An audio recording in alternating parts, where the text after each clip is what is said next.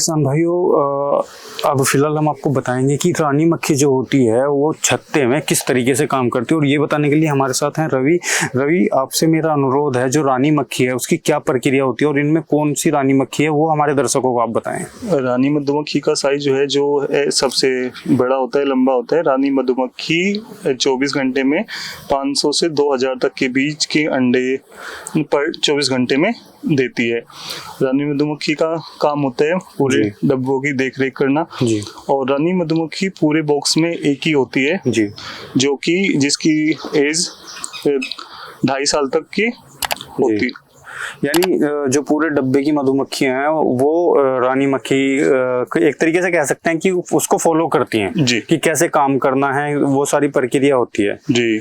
ठीक है रवि, अगर हम इसके बारे में बात करें, जो मैं चीज देख पा रहा हूँ आपके हाथ में, ये क्या चीज है? आप हमारे दर्शकों को इसके बारे में प्रोपॉलिस होती है जो हमें छतों के ऊपर से मधुमक्खी की वजह से मिलती है। इसका काम कुछ लोग कंट्री में कोल्ड ड्रिंक, पेस्ट जी, वॉश, काफी चीजों में यूज कर रहे हैं। अच्छा। इसका भी बहुत महत्व है, बहुत चीजों में से जो सर ने हमें बताया था जी कि मतलब प्रोपॉलिस के जरिए भी एक जो नई सोर्स ऑफ अर्निंग है वो मधुमक्खी पालन करने वालों के लिए खुल जाता है। ठीक है रवि, बहुत बहुत शुक्रिया हमें ये बताने के लिए। तो दर्शकों, आपने देखा कि किस तरीके से पूरी प्रक्रिया हमें रवि ने बताई और कैसे इन्होंने अपने करियर की जो शुरुआत है बी कीपिंग में की, और क्या पूरी प्रक्रिया होती है एक मधुमक्खी की छत्ता बनाने से लेकर और शहद बनाने तक की जो पूरी प्रक्रिया है उसके बारे में भी इन्होंने हमें बताया।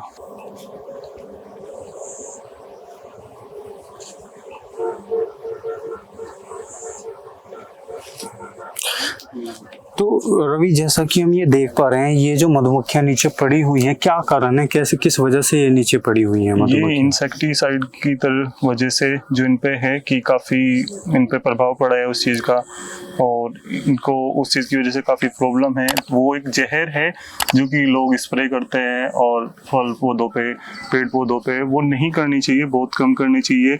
और उसको करने से पहले एक मधुमक्खी पालन को उसके लिए इन्फॉर्म करना चाहिए, बताना चाहिए। और मैं यही कहना चाहता हूँ इस चीज़ का, इंसेक्टिसाइड का जितना कम से कम प्रयोग हो इतना कम से कम प्रयोग करे। और मधुमक्खी पालन भी जो है वो भाई इस बात का ध्यान रखिए कि जहाँ इंसेक्टिसाइड का यूज हो रखा है वहाँ मधुमक्खी पालन ना करे, या करे तो किसान भाइयों पहले ही ध्यान रखिए कि छिड़काव, स्प्रे वगैरह करने से पहले उनसे जानकारी ले, बातचीत करें, उनका मुंह बंद कर दे।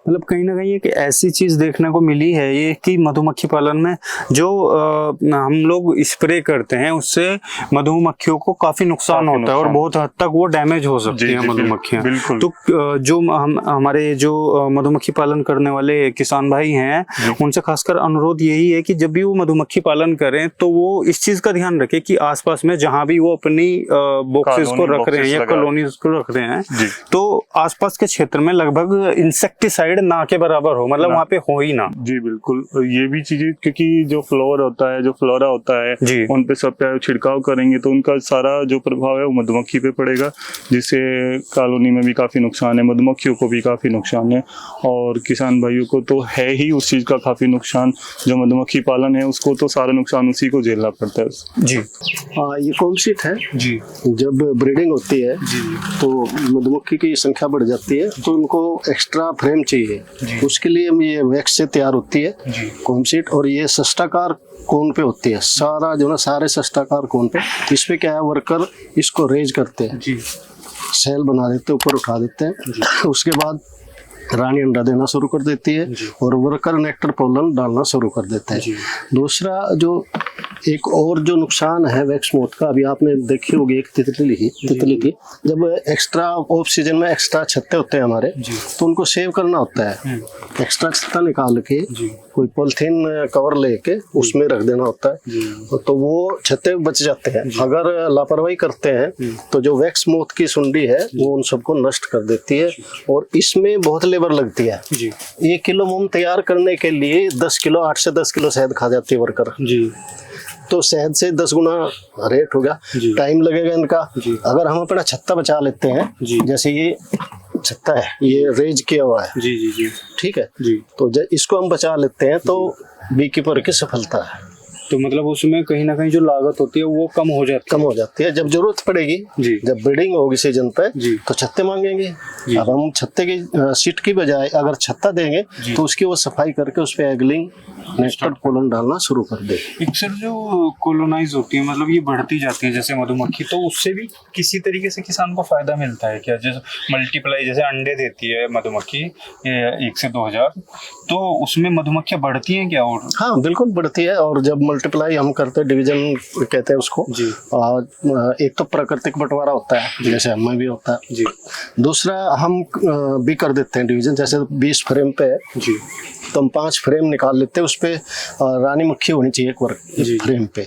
उसको 5-6 फ्रेम को अलग बॉक्स में डाल देते हैं और जो 15 या 16 जो छत्ते बचे हैं उसमें एगलिंग होनी चाहिए, तो उस पे वर्कर रानी का सेल लगा देते हैं और रानी तैयार हो जाती है। और एक बॉक्स में कम से कम 15-20 सेल लगा देते हैं। जी, तो उससे जब रानी निकलने से पहले ही उस पे हम क्यून केज लगा देते हैं, जी, ताकि रानी तो जो निकलेगी सबसे पहले उसका काम है जो सेल लगे हुए हैं जी, उनको डैमेज करेगी, और जो दूसरी रानी निकलेगी उसको भी डैमेज करेगी। तो उनको बचाने के लिए 1-2 सेल छोड़ देते हैं, वो रानी निकलेगी अपना काम करना शुरू कर देंगी।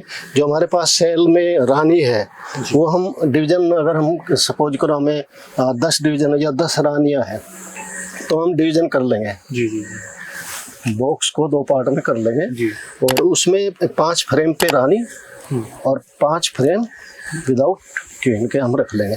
जो विदाउट क्यून है उसमें हम क्यून के सहित छत्ते के बीच में रानी को छोड़ देंगे और वो 4-5 घंटे में उसकी जो गंध है रानी की वो ऑब्जर्व कर लेते हैं वर्कर, और उसके बाद उसको निकाल के हम छत्ते पे छोड़ देते हैं। ध्यान रखना कि जब हम छोड़ते हैं आराम से, जब हम छोड़ते हैं तो वर्कर अगर उस पर एग्रेसिव नहीं होते तो उसको एक्सेप्ट कर लेते हैं। अगर वो एक्सेप्ट नहीं करते तो उस पर अटैक करते हैं। फिर हमने क्यून केज में उसको लेना और फिर वही प्रक्रिया अपना लिया।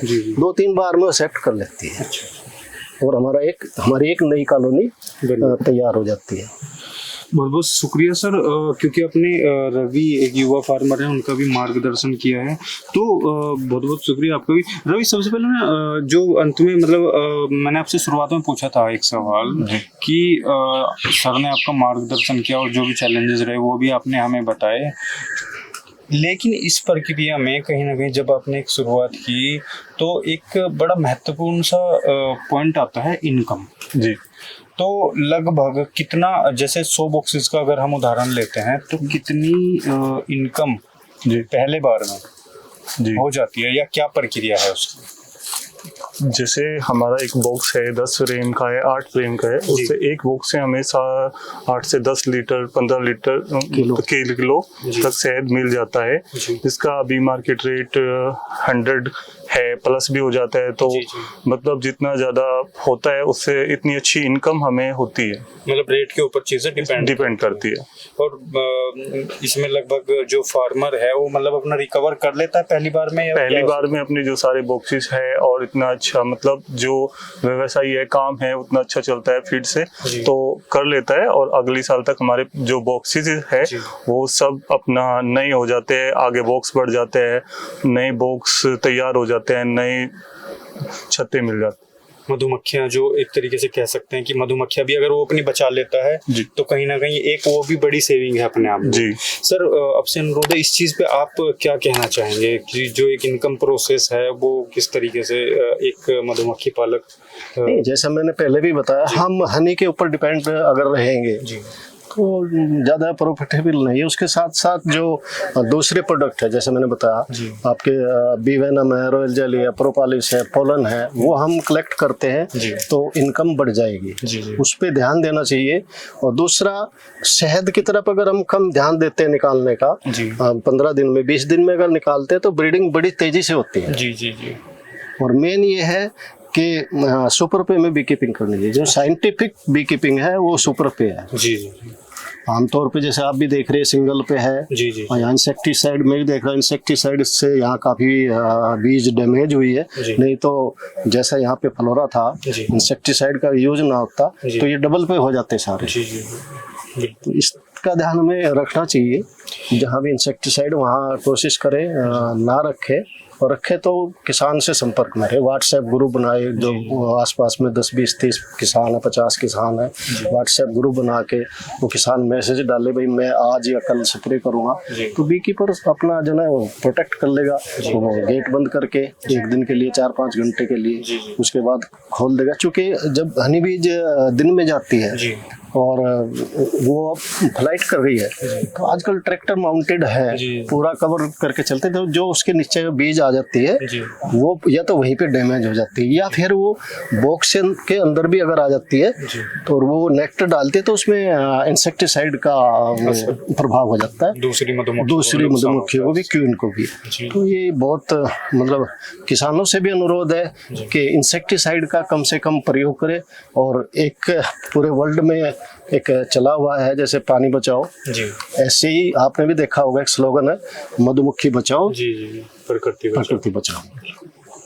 बहुत बहुत शुक्रिया शिवराम सर हमारे साथ जुड़ने के लिए। रवि बहुत बहुत शुक्रिया हमारे साथ जुड़ने के लिए। हमने आपको वीडियो में दिखाया कि किस तरीके से रवि एक युवा किसान के रूप में अपनी अलग पहचान बना रहे हैं और एक मधुमक्खी पालक के तौर पे वो अपने आप को कृषि उद्यमिता की तरफ लेके जा रहे हैं। अंत में चलते चलते आप दोनों से मेरा यही अनुरोध रहेगा, जो हमारे दर्शक हैं ये नया काम शुरू करना चाहते हैं, मधुमक्खी पालन शुरू करना चाहते हैं, तो उनको आप अपनी तरफ से क्या कहना चाहेंगे? देखिए, मधुमक्खी पालन एक सिर्फ शहद का स्रोत लेने का नहीं है, पोलिनेशन मेन है। पोलिनेशन का सरकार का भी पोलिनेशन हो, पोलिनेशन से जो हमारे क्रॉप्स है उनकी पैदावार बढ़े, जो फ्रूट्स प्लांट्स है उनका साइज बढ़े और उनकी पैदावार बढ़े। दूसरा यह है कि इन्वायरमेंट को बना के रखती है। तो आपने एक स्लोगन है, अपने बहुत महान साइंटिस्ट हुए क्या नाम है, नहीं नोबेल पुरस्कार है उनको, स्टोन करके है, अरे दिमाग में से निकल गया स्लोगन। हाँ, उनका स्लोगन है कि अगर मधुमक्खियाँ इस संसार में नहीं रहेगी तो ये सृष्टि 4 साल में नष्ट हो जाएगी। और ये सत्य भी है, क्योंकि पोलिनेशन जो हरियाली है वो मधुमक्खियों के ऊपर है। बाकी तो हमने डैमेज कर दिया, जो हमारे मित्र कीड़े थे वो स्प्रे कर करके हमने वो डैमेज कर दिया। अब हमारे पास सिर्फ मधुमक्खी है, अगर ये भी समाप्त हो गई तो हमारे लिए बहुत बड़ी प्रॉब्लम हो जाएगी, क्योंकि हरियाली नहीं होगी, बीज नहीं बनेंगे, हरियाली नहीं होगी तो हरियाली के ऊपर पूरा संसार टिका हुआ है। हरियाली खत्म हो जाएगी, बंजर हो जाएगी, खाने को किसी को कुछ नहीं मिलेगा। कहीं ना कहीं प्रकृति का बहुत बड़ा नुकसान। Albert Einstein. बिल्कुल रवि, युवा किसान जहाँ एक युवा किसान के तौर पे आप उन लोगों को क्या कहना चाहेंगे जो युवा होते हुए कृषि से कहीं ना कहीं मुंह मोड़ रहे हैं या अलग जा रहे हैं, तो उन ऐसे युवाओं को आपका क्या मैसेज है? मैं यही कहना चाहूँगा कि कृषि से जो रिलेटेड काफ़ी चीज़ें हैं, जैसे गोट फार्म है, पिग फार्म है, मधुमक्खी फार्म है, मुर्गी डेयरी फार्म है, तो कहीं ना कहीं ये सारे एग्रीकल्चर से जुड़े हुए हैं। और ये नहीं है कि एग्रीकल्चर में खेती बाड़ी आती है, लोग इनसे भी जुड़े खेती बाड़ी करने के साथ साथ, तो इसमें भी काफ़ी प्रॉफिट है और काफ़ी कुछ सीखने को मिलता है और अपना व्यवसायिक लोगों को मिलता है। बहुत बहुत शुक्रिया आप दोनों का हमारे साथ जुड़ने के लिए। किसान साथियों, इसी तरीके की जानकारी हम आप तक पहुंचाते रहेंगे और हर एक एपिसोड हम कोशिश करेंगे कि एक जो सफल किसान हैं हमारे साथ जुड़े हुए हैं उनकी कहानी को हम आप तक पहुंचाते रहें और इसी तरीके से आपको नई नई स्टोरियों के माध्यम से, नई नई कृषि जानकारियों के माध्यम से हम आपको जोड़ते रहें। बहुत बहुत शुक्रिया सर। शुक्रिया आपका भी और आपकी टीम का, आप आए, अपने समय निकाला, बहुत बहुत धन्यवाद, थैंक यू। और मैं निवेदन करूँगा कि आप किसानों के प्रति समर्पित हो तो आप कभी भी मोस्ट वेलकम, आते रहिए, किसानों के लिए जानकारी उनको दीजिए। थैंक यू, धन्यवाद।